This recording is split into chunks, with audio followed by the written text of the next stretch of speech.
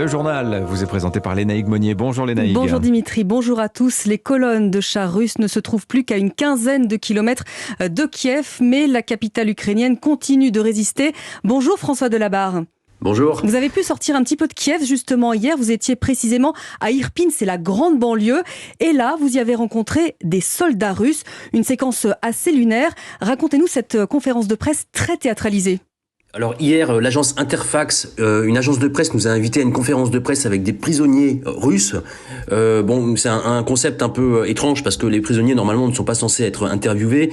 Cela dit, cette opération de communication avait son intérêt puisqu'elle nous a permis de voir des prisonniers et de pouvoir raconter leur histoire, puisqu'ils faisaient partie d'un convoi qui est arrivé à Tchernihiv le 25 février, donc le lendemain du début des hostilités, à bord de 2 chars qui sont tombés en panne. Alors le reste du convoi a été totalement détruit, nous a raconté un soldat ukrainien, mais leurs chars étant tombés en panne, ils ont été cernés par les populations civiles et se sont rendus. Donc c'était 5 prisonniers âgés de 18 à 23 ans.